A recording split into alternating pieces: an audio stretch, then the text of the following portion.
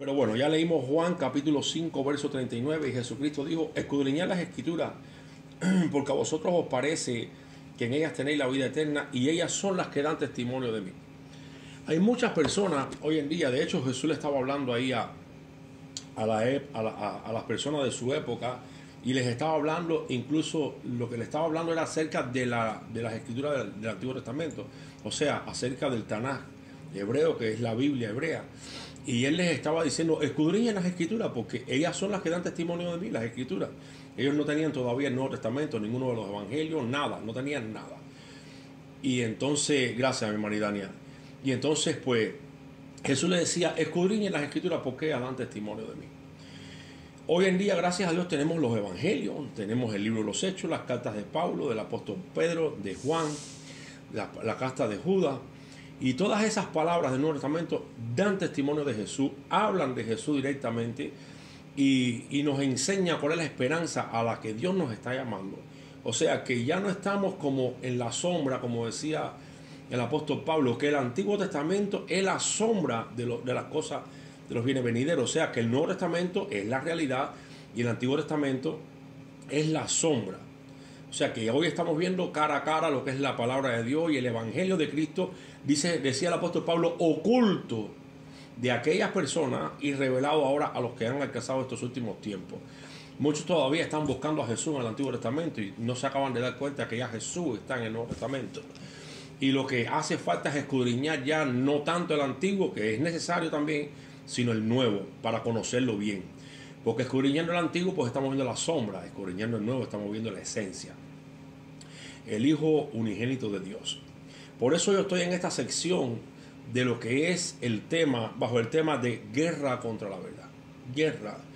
Hablé en estos días pasados en la iglesia aquí que hay una guerra grande contra la verdad, porque realmente la verdad, dijo Jesús, es la que nos hace libres, y lo que la gente quiere es que no conozcamos la verdad para seguir siendo esclavos de las personas, de los países, de los gobiernos y aún de los mismos cristianos, líderes cristianos, llámese pastor, líderes, el que sea. El carisma es un don que Dios da, pero también es un carisma es un don que se puede adquirir con el ejercicio, ¿verdad? Pero conociendo la palabra de verdad a fondo, nos hacemos libres de esos yugos. Y me he dado cuenta que hay mucha gente que son esclavos de muchos ministerios porque no conocen la verdad.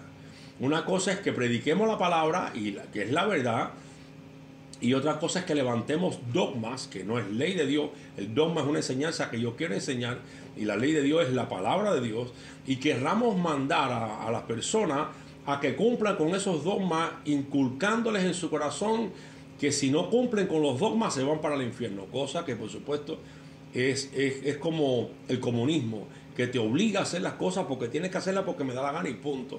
Y sin embargo la palabra de Dios no es así. El Señor nos ha llamado a libertad, no para hacer lo que nos da la gana, pero sí para caminar en la palabra del Señor, que es la verdad. Y hoy en día ha habido una gran lucha contra la verdad con el fin de opacar la persona de Jesucristo. ¿Por qué razón? Porque no todos los caminos conducen a Roma, al cielo. Como dice el refrán, todos los caminos conducen a Roma. No todo el que crea va a ir a ser salvo. Como dice Hechos capítulo 8, si no recuerdo mal. Dice Hechos capítulo 8, versículo 37. Y Felipe dijo al eunuco, no, si crees de todo corazón, bien puedes. Cuando dijo, ¿qué impide que yo sea bautizado? Y respondiendo dijo, creo que Jesucristo es el Hijo de Dios. Bueno, pues para darles una idea, esa famosa frase, creo que Jesucristo es el Hijo de Dios, en la mayoría de las versiones modernas, incluyendo las versiones inglesas, desapareció. ¿Por qué? Porque la gente les están haciendo creer con una falsa verdad que no es necesario creer en Cristo para salvarse, cuando el mismo Jesucristo dijo que nadie va al Padre si no es por Él. Entonces, si nadie va al Padre si no es por medio de Jesús, aunque crean lo que crean, aunque crean en el mismo Dios, no van a ser salvos, porque Jesucristo dijo que Él es el camino al Padre. Él es la puerta de las ovejas. Él es la verdad y la vida, el camino, la verdad y la vida. No hay otro camino. Él es el principio y el fin, cosa que también quitaron de Apocalipsis capítulo 1, que Él es el principio y Él es el fin. También quitaron en Apocalipsis capítulo 1, Él es el alfa y Él es la omega. O sea, que la guerra clara está contra Jesucristo, contra la palabra de Jesús. Y tenemos que tener cuidado porque ¿cómo decirle? Bajo las frases bonitas de que estamos haciendo una traducción de la Biblia con mejores palabras, con palabras más rebuscadas, con palabras más asequibles a las personas, una versión de la Biblia quizás que le pueda llegar más a las personas, nos están disfrazando, mutilando, contaminando y cortándole pasajes completos a la Biblia, haciéndonos creer de que por todos estos siglos hacia atrás, 1400 años atrás, todos los cristianos han estado equivocados con la Biblia que tienen. Desde Reina y Valera hasta la Biblia del rey Jaime y todas esas Biblias que surgieron en aquel gran despertar de lo que es la gran reforma, que de hecho la reforma no comenzó con Martín Lutero, aunque se identifica a Martín Lutero en la reforma. Mucho antes de Martín Lutero, en el año 1300, 1400 y algo, ya estaba Juan Hus. Y entonces tenemos que tener cuidado cómo nosotros estamos creyéndole a la gente. ¿Qué es lo que estamos creyendo nosotros? Porque muchas veces estamos creyendo cosas que nos están enseñando, pero realmente pues no es así. Y nos estamos creyendo cualquier cosa porque no escudriñamos la palabra. Mire, en el libro de Romanos capítulo 5, capítulo 15, fíjese lo que dice Romanos capítulo 15, versículo 4. Porque las cosas que antes fueron escritas, para nuestra enseñanza fueron escritas, para que por la paciencia y la consolación de las Escrituras tengamos esperanza. Una vez que logren que, gracias a Dios, hay todavía palabra firme, como la Reina Valera Gómez, la Reina Valera del 1909, la Reina Valera de Valera del 1602, la del 60 también un poco, aunque ya la Biblia del 60, la Reina Valera del 60 está contaminada un poco con el texto crítico, no dicho por mí, dicho por los mismos que hicieron la Reina Valera. Cuando usted hace un estudio en el internet y usted va a los escritores de la Reina Valera de 1960, ahí usted se va a dar cuenta cómo ellos entendieron escoger que algunos pasajes no solamente traducirlos palabra por palabra, sino simplemente para lograr organizar una idea y que la idea sea bien entendida. Nosotros no necesitamos ninguna idea de ningún teólogo ni ninguno de esa gente para entender la palabra. La palabra se tiene que traducir como dice la palabra, palabra por palabra, renglón tras renglón. ¿Quién es el hombre para decirte voy a traducir la palabra a mi manera para que tú la entiendas bien, haciendo perder la idea del sentido? Si la palabra dice, por ejemplo, no sé, pero 3 veces, no me pongas pero una vez. Si Dios puso pero, es un ejemplo que pongo 3 veces, por algo Dios lo dejó plasmado así. O no creemos que la palabra de Dios es inspirada por el Espíritu Santo. Dice que toda palabra es inspirada por Dios y es útil, no es desechada. Útil para redarguir, para instruir, para corregir, para instruir en justicia. Dice, a fin de que el hombre sea enteramente perfecto y preparado para toda buena obra. Entonces, hoy en día pues han contaminado la palabra con el fin de separar lo que es la verdadera salvación. La verdadera salvación que solamente viene a través de Jesucristo. No viene por medio de nadie más. No es por las obras, no es por las cosas buenas que yo haga, no es por cualquier hombre, no es por Mahoma, no es por un presidente, no es por nadie. Es por medio de Jesús. Y el ataque principal de las nuevas traducciones de la Biblia, incluso hay viejas traducciones también, corruptas que son, han mutilado de la palabra de Dios textos clave que tienen que ver con la salvación. ¿Por qué? Porque no quiere que la gente sea salvo. Dios quiere salvar a los hombres. Dice que todos los hombres vengan al conocimiento de la verdad, el cual quiere que todos sean salvos, dice la palabra de Dios, pero ellos no quieren que el ser humano venga realmente al conocimiento de la verdad. De hecho, hay versículos que los han cambiado porque dicen que la Biblia es machista, donde quitan al hijo del hombre y ponen lo hizo ser humano en vez de un hombre, y lo llaman un humano en vez de un hijo de hombre. A ver, déjeme ver si lo tengo por aquí.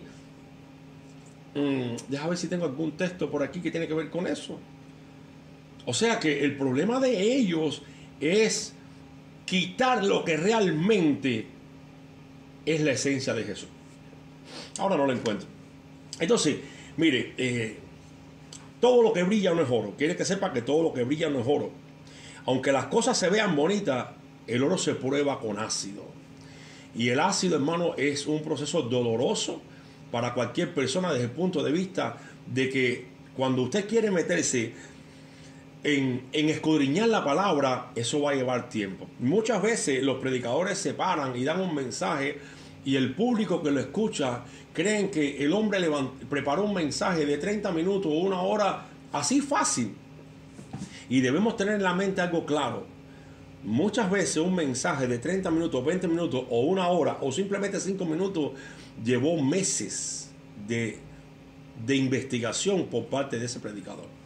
Porque es fácil llegar, adquirir un mensaje, wow, tremendo, me habló, pero para que ese predicador te traiga ese mensaje se pasó meses buscando, investigando para darte ese mensaje. No que sea una revelación, no hablo de revelaciones ni de cosas espirituales, simplemente de investigación.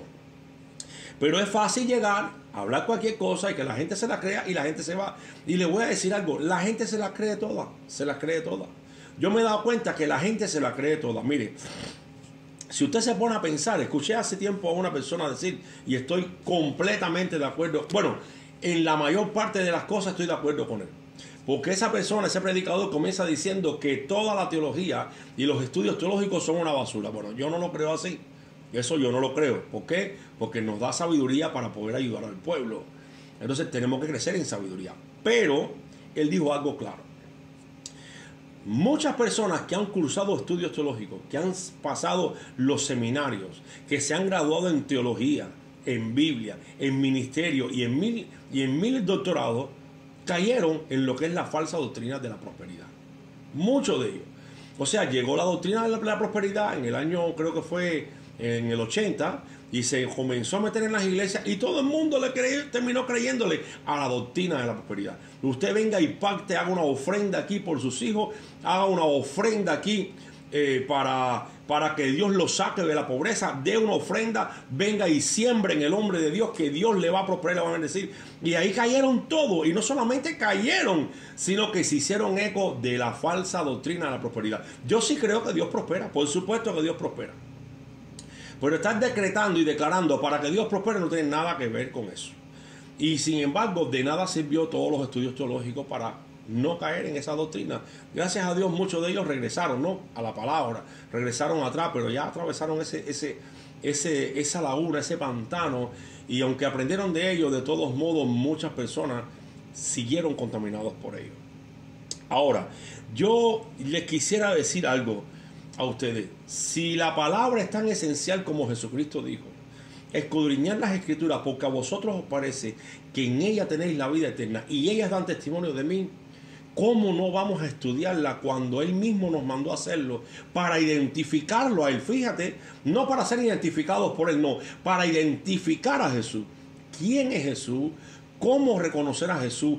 ¿Qué le gusta a Jesús? ¿Qué hizo Jesús? ¿Qué hizo Jesús? Porque hay palabras claves que aborrecen hoy en día los teólogos de hoy, como la sangre. La palabra dice que sin derramamiento de sangre no hay perdón de pecado, no hay remisión de pecado. Pues a ellos quitaron la palabra sangre de muchos versículos. Ellos quitaron de muchos versículos, quitaron la expiación de Cristo, haciéndose ignorantes a la verdad, y cuando la persona lo viene a leer, pues la recibe. De hecho, hoy en día, si usted se pone a mirar, hay muchos predicadores usando nuevas versiones de la Biblia que ni siquiera sabe de dónde salieron. Y por nosotros no escudriñar, porque es nuestra responsabilidad como predicadores de la palabra, escudriñar la palabra que estoy enseñando, porque quiero decir una cosa, lo que nosotros estamos enseñando es una traducción de lo que se supone sean los originales. Entonces, si nosotros creemos que la traducción que tenemos viene copiada fielmente de los originales, que no existen tales originales ya, porque se perdieron por el uso, se desgastaron. Por eso está el texto recibido y el texto crítico. El texto recibido fue el texto o es el texto que se ha ido predicando y se ha ido multiplicando en muchísimos idiomas con tal de llevar la palabra a etnias, a naciones, a países, a lugares intrincados. Entonces, se han deteriorado tanto esos originales que por la necesidad que había, hubo necesidad de volverlos a escribir a mano. Un códice no es más que un libro amarrado, escrito por una hoja delante y detrás y escrito a mano, manuscrito. Pero en ese códice vienen muchísimas traducciones acerca de un pasaje o una Biblia completa, pero escrita a mano. Entonces, la gente cree que realmente predicando con cualquier Biblia va a resolver el problema. No, no va a resolver el problema. Puede que deje un poco de luz en cuanto a la salvación, pero la vida eterna solamente se da a través de Jesucristo, no es por otro. Y hoy por hoy tenemos que saber qué Biblia, qué versión estamos usando, porque si seguimos consumiendo cualquier Biblia que venga, por bonita que se presente o por un lenguaje asequible a todo, pues vamos a terminar creyendo una mentira disfrazada de verdad. Y tenemos que tener mucho cuidado con eso. Y la palabra de Dios no está para adornársela a la gente. La palabra de Dios está como está y nosotros tenemos la obligación de escudriñarla para entenderla. ¿Qué significa esta palabra? ¿Qué significa lo otro? Ir al diccionario. Hoy todo nos gusta masticado. Entonces, hemos abrazado ciertas traducciones de la Biblia que no solamente por ignorancia nuestra nos hace daño a nosotros, sino que le hace daño a los que nos escuchan. Una Biblia venenosa como la Testigos de Jehová, la que usan ellos, peor que esa diría yo, o media parecida, es la Nueva Versión Internacional. Es una Biblia plagada de herejía, una Biblia que mutila la deidad de Cristo, una Biblia que corta así de atajo pasajes completos de la Biblia, y la gente pues usa cualquier versión de la Biblia. Bueno, yo sé que necesitamos a veces comparar un pasaje en diferentes versiones de la Biblia para llegar a la idea, pero tenemos que tener cuidado con cuáles la estamos comparando. Porque, por ejemplo, si usted va a buscar en algunas versiones, Hechos, por ejemplo, Hechos 8:37, si no recuerdo mal, no la va a encontrar. Simplemente no la va a encontrar. Está en 37 solo y de ahí saltó. Marcos, la mayoría, en muchos de ellos, la busca y no aparece. Mateo, primera de Juan 5:7, usted lo busca, no aparece. Ellos dicen que en los antiguos manuscritos, en los más antiguos no aparece, pero en otros sí aparece. Y de hecho, cuando te dicen a ti que en los manuscritos más antiguos no aparece, ya hay que ir a fuentes históricas también. Por ejemplo, los padres de la iglesia mencionaron un texto que ellos han eliminado, han mutilado, pero sin embargo que la Biblia Reina Valera 909, 1602 o la King James o la Biblia de la Reina Valera Gómez los tienen. ¿Por qué los tienen? Porque están ahí, no es por otra cosa. Ahora, hay una guerra contra la verdad. Una guerra contra la verdad como la hay hoy. Le voy a poner el ejemplo de la guerra que hay contra la verdad. Hoy en día usted escucha las noticias y cuando usted escucha, por ejemplo, la versión de los americanos, hay que apoyar a Israel porque Israel no sé qué, Hamas es asesino. Bueno, todo el mundo sabe que ellos son terroristas, por ejemplo, ¿no? Pero usted ahora escucha una versión comunista como la de mi país en Cuba o otros países que apoyan a Palestina, es que los israelitas son malos y es que los americanos son malos. O sea que cuando usted se pone en un bando, este bando cree que lo que está haciendo está bien y el otro está mal. Pero cuando usted se pone en otro bando, ese bando está bien y el otro está mal. Mire, hermano, amigo que me mira, así pasa con la Biblia. Todos quieren defender su parte y todos quieren defender su Biblia. Y es por eso que tenemos que escudriñar las Escrituras. Y ahora que tenemos la posibilidad del Internet, ya que la usan para nuestro mal y para nuestra desgracia muchas veces, podemos usar el Internet para escudriñar incluso la historia. La historia, escudriñe la historia. Y la palabra de Dios va a prevalecer por sobre todas las cosas. Y si no lo hacemos, entonces seguiremos siendo corderos de aquellos que tienen un poquito de conocimiento. Dice la Biblia que la sabiduría excede en que le da vida a los que la poseen. No todos tienen esa sabiduría, por ende no todos tienen esa vida tampoco. Ahora, le quiero aconsejar algo para que usted escudriñe bien la versión de la Biblia que tiene, la que está usando, y para decirle algo que yo le decía a la iglesia el domingo, le quiero poner este ejemplo. Mire, cuando yo estaba en el mundo, yo me acuerdo que mi hija se ponía mal, se llenaba de ronchas, se llenaba de ronchas. Mi mamá decía, oye, te están haciendo brujería a ti y la está recogiendo la niña. Escucha bien lo que le estoy diciendo. Entonces mi mamá agarraba y sacaba la oración a uno de los demonios, eso. Por ejemplo, San Luis Beltrán. Lo reprendo en el nombre de Jesús. agarraba un gajito de albahaca y cuando leía, recitaba la oración esa de Salud Beltrán, le hacía una cruz con la albahaca. Mire, amigo y hermano que me escucha, una vez que mi mamá terminaba con aquella oración, al ratico ya mi hija la brujería se la había quitado ya. Así es la verdad, es la verdad. ¿Por qué? Porque el mismo diablo engaña haciendo ese tipo de milagros. Entonces, si las personas que creen en otras religiones tienen en alta estima sus oraciones, sus libros, su historia, hermano y amigo mío, ¿cómo usted no va a ser capaz de escudriñar qué tipo de Biblia usted tiene? ¿Por qué yo le digo esto?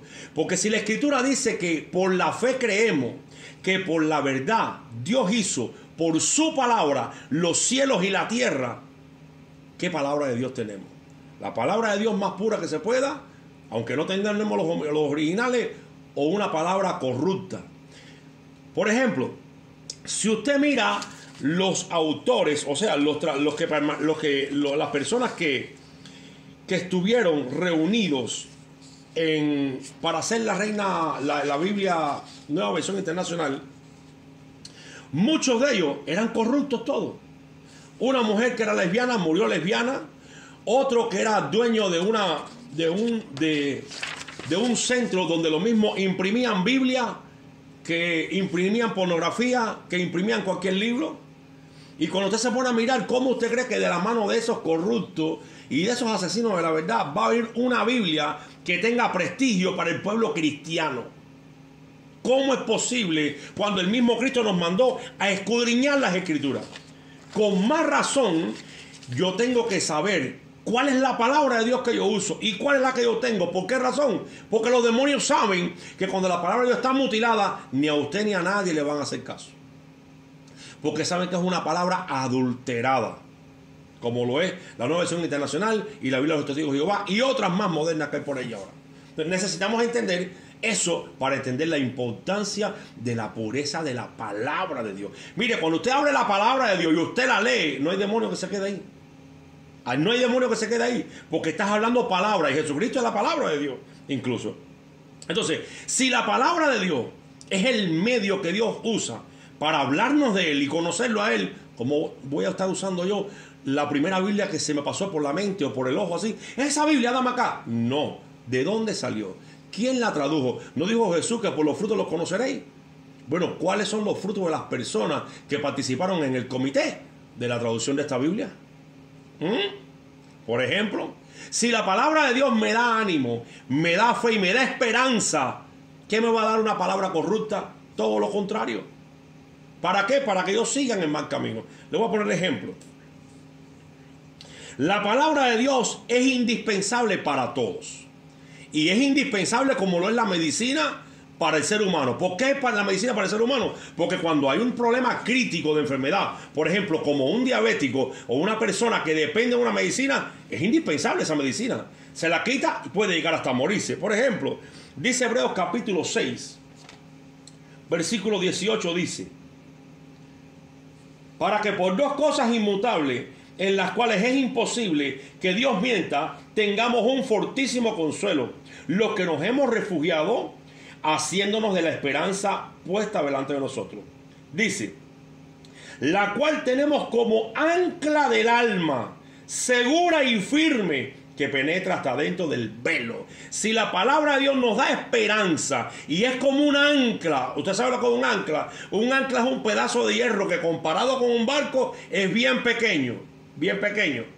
Y tiene una gran cadena que comparada con el barco también es pequeña. Pero cuando esa ancla llega abajo y se mete en el arrecife, en la torre, en la roca dura, aunque venga la tempestad que venga, el barco puede que se vire para un lado, se vira para el otro, cambia de lugar, pero nunca se va a hundir. Ni el mal tiempo se lo va a llevar para otro lugar. Eso es un ancla. Y la única manera de tener una esperanza viva en nosotros es leyendo la palabra, que se mete en nosotros, dice, como un ancla, porque a través de la palabra que viene, según el contexto, la esperanza. La esperanza de vida eterna.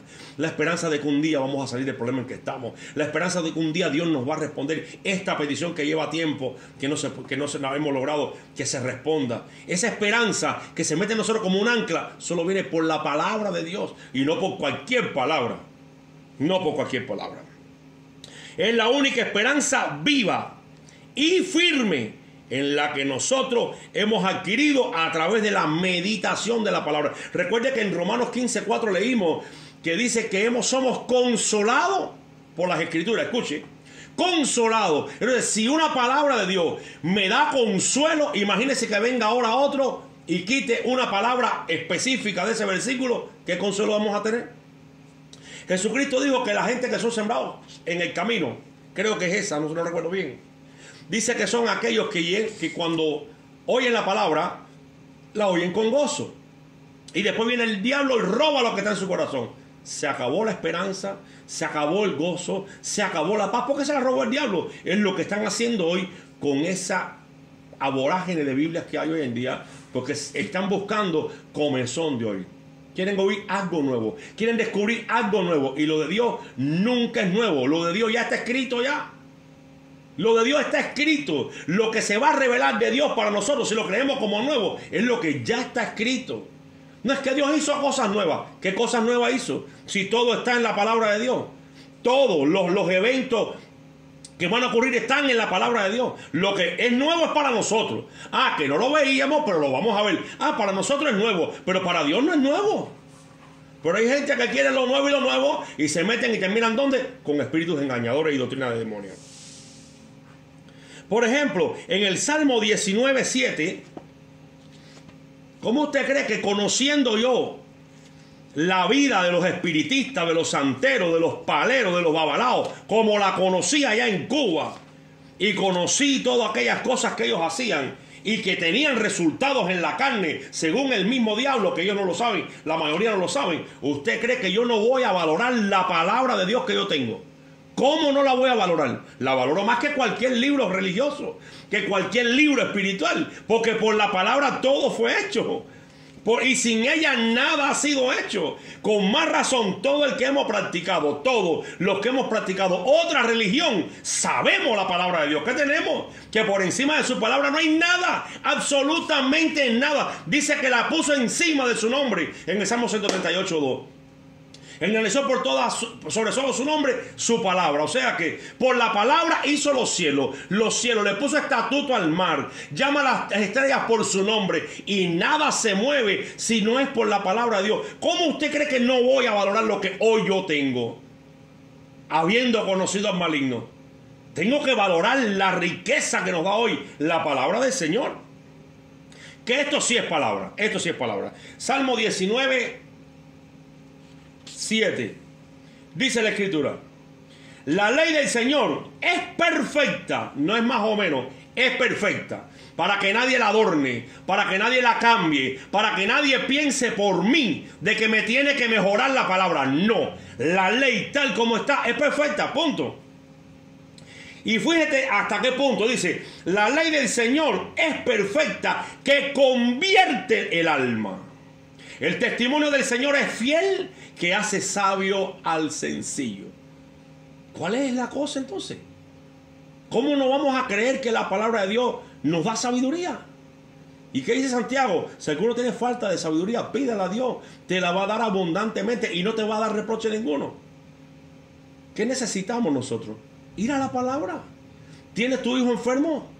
¿Está llorando el niño? ¿Se pasa el día llorando? Abra su palabra, lea Mateo capítulo 8, lea un salmo de Dios y después que usted lo lea, diga: Padre, en el nombre de Jesús, esta palabra que yo he leído, yo te pido que sane a mi hijo, o sane al que sea, en el nombre de Jesús. Yo creo en el poder de tu palabra y te pido que lo sane. Jesucristo dijo en Juan 6:63 que la carne para nada aprovecha y la palabra que nos dio es espíritu y es vida.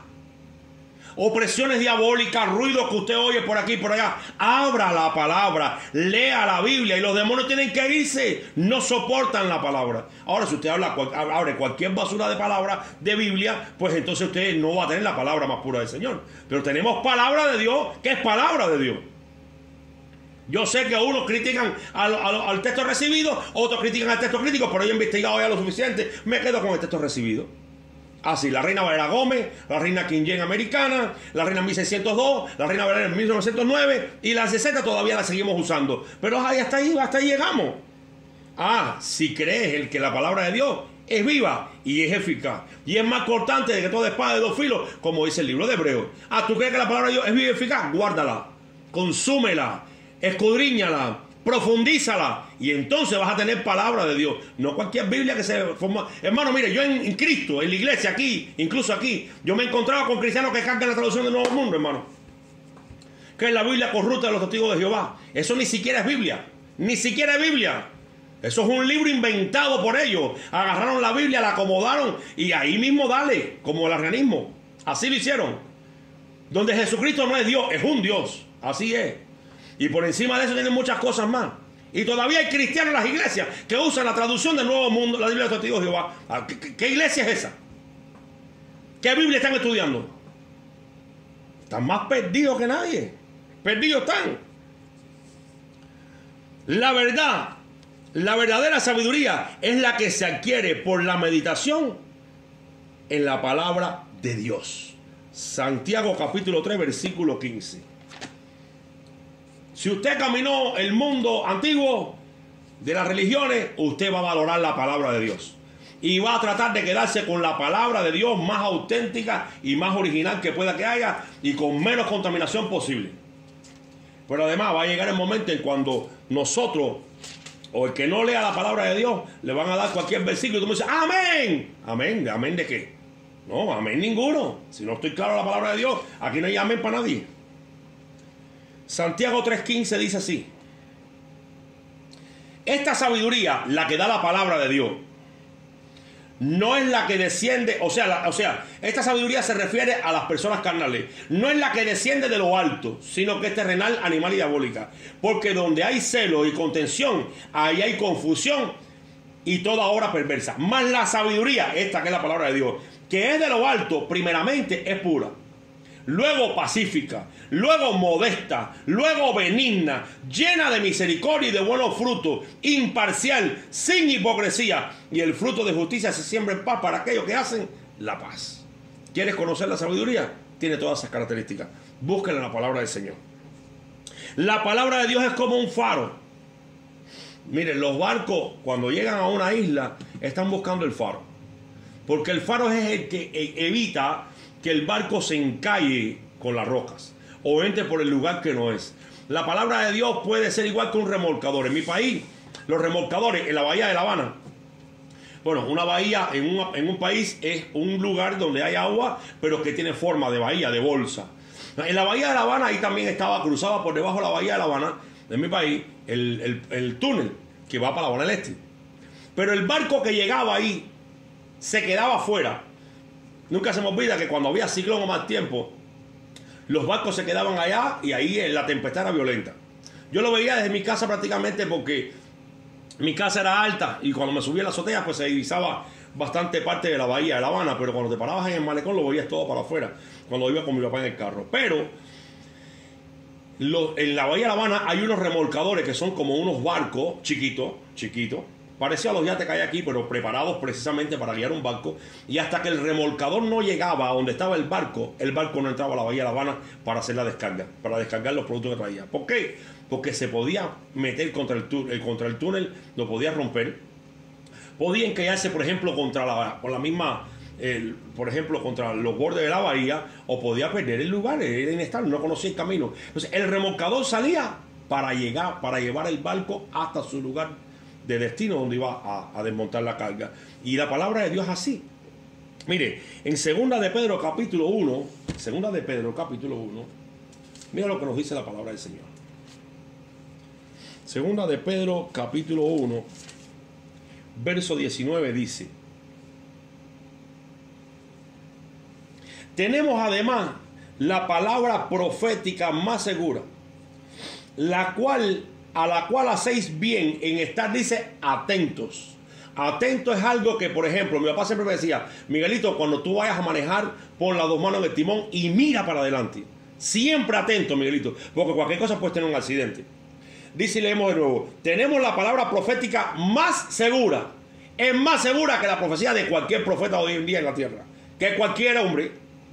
A la cual hacéis bien de estar atento como una lámpara, en la escena dice una antorcha, que alumbra en lugar oscuro hasta que el día esclarezca y la estrella de la mañana salga en vuestros corazones. O sea, que si es como una antorcha, si es como una lámpara, es para iluminar nuestros pasos. El Salmo 119, 105, si no recuerdo mal, dice, lámpara me es a mis pies tu palabra y lumbrera a mi camino. Si no recuerdo mal es ese. Permíteme. 105.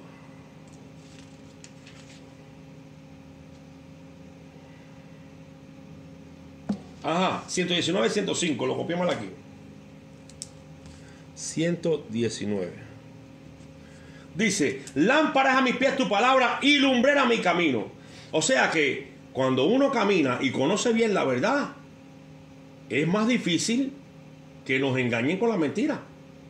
Entonces, cuando una persona viene a enseñarme a mí acerca de la palabra de Dios y me está enseñando algo que yo veo que la palabra de Dios no respalda eso, o no hay sustento suficientemente bíblico para eso, como algunos textos que le llaman los teólogos textos oscuros, pues bueno, no me puedes obligar a cumplir con ellos. ¿Por qué razón? Porque mi lámpara es la palabra de Dios, y la Escritura dice que la suma de su palabra, escuche, la suma de su palabra es verdad.